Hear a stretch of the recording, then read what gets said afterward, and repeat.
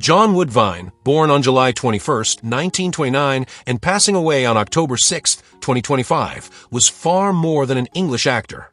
He was a master of his craft, a man whose presence, voice, and command of emotion made him one of Britain's most respected performers. Over 7 decades, his career illuminated stages and screens with rare depth and authenticity.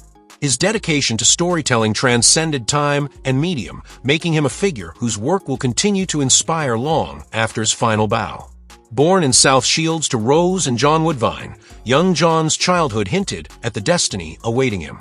Curious, thoughtful, and deeply drawn to words, he developed a quiet fascination for performance that would later shape his life. His education at Lord Williams's School in Thame, Oxfordshire, became the foundation upon which his creative instincts grew. The young student soon realized that the theater offered something far more profound than entertainment. It was a vessel for truth, emotion, and humanity. That realization guided him to the Royal Academy of Dramatic Art, where he studied with a dedication that set him apart. When he graduated from RADA in 1953, he carried with him not only technical skill, but an unwavering desire to move audiences, to breathe life into words, and to honor the emotional honesty of the stage. The 1950s marked the beginning of Woodvine's extraordinary journey. Joining the esteemed Old Vic Company, he immersed himself in the world of Shakespeare and classical theater, performing alongside some of Britain's most revered actors. These early years were his apprenticeship, teaching him the rhythm of the stage and the responsibility that came with carrying great stories. In 1957, he appeared in The Silent Weapon, a part of the Scotland Yard film series, offering audiences a glimpse of his remarkable versatility. His performances were a blend of strength and sensitivity, earning him recognition that soon opened doors to even grander opportunities. The Royal Shakespeare Company became his second home. There he brought to life characters that demanded not just skill, but soul. His portrayal of Banquo in Trevor Nunn's 1976 production of Macbeth, alongside Ian McKellen and Judi Dench, remains one of his most admired performances. In 1980, he took on the role of Ralph Nickleby in The Life and Adventures of Nicholas Nickleby, a production that became a landmark in modern theater. Audiences were captivated by his ability to balance authority and vulnerability, villainy and empathy, a rare gift that made every role distinct. While his stage work formed the backbone of his artistic identity, Woodvine's foray into television and film expanded his influence even further. On the small screen, his calm authority and moral gravity made him a natural fit for roles of leadership and principle. As Detective Inspector Whitty in Z-Cars and through later appearances in Softly, and New Scotland Yard, he became the quintessential figure of integrity. His characters were never one-dimensional but layered with conscience and humanity. Throughout the 1970s and 1980s, he became a familiar and respected face on British television. His performances in When the Boat Comes In, Doctor Who, Edge of Darkness, and The Tripods showcased his ability to adapt to a wide range of genres, from gritty realism to imaginative science fiction. His turn as the Marshall Doctor, whose The Armageddon Factor remains a fan favorite, praised for its gravitas and subtle humor. Later, in series like Juliet Bravo, The New Statesman, and The Dust Binman, Woodvine continued to demonstrate that true acting lies not in fame, but in truthfulness. Even in later years, he appeared in popular dramas such as Shameless, where he portrayed Neville Gallagher, and The Bill, in which he played Norman Stamp, proof that his artistry resonated across generations. In 2016, his appearance in The Crown as the Archbishop of York reaffirmed his enduring relevance. Decades after his debut, he still possessed the same quiet authority that had defined his earliest roles. His presence on screen carried a weight that came not from celebrity, but from sincerity. Film audiences, too, were blessed by his talent.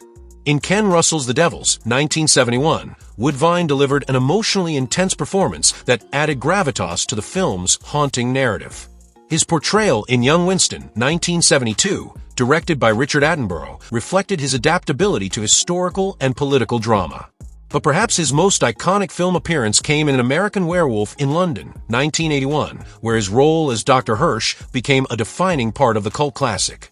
Calm, rational, and humane amid chaos, Woodvine brought depth to a genre often dominated by spectacle.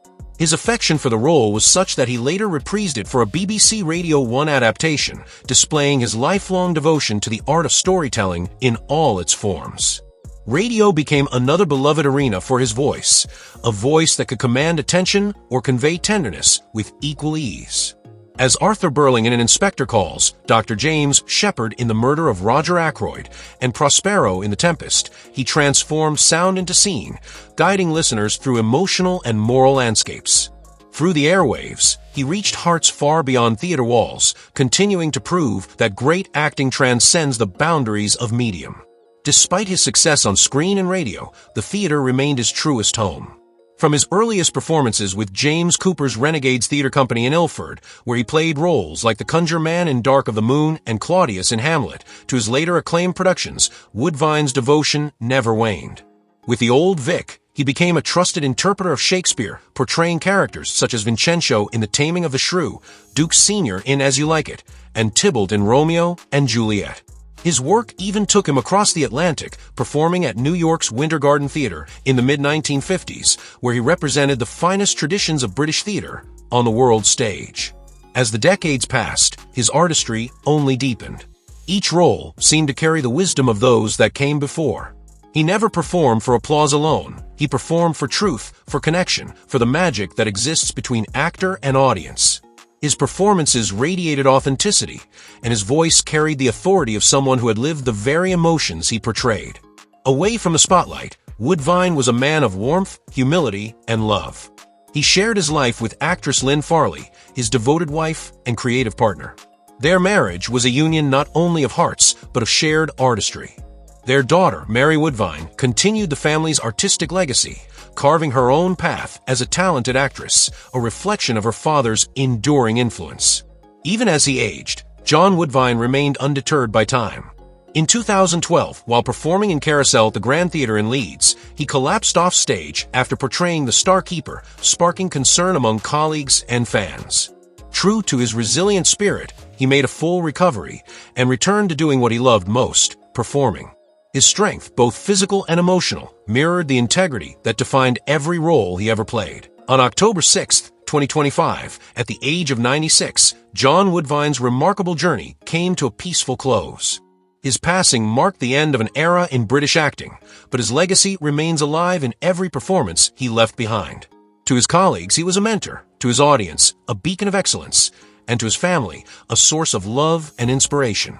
John Woodvine's career was not just a sequence of roles, it was a lifelong testament to dedication, artistry, and truth. He bridged generations with his grace and left behind an example of what it means to live for one's craft. His voice, his presence, and his spirit will continue to echo in theaters, on screens, and in the hearts of all who value the beauty of performance. He lived not just as an actor, but as a storyteller, a man who found his purpose in bringing words to life, and whose memory will forever linger in the glow of the stage lights.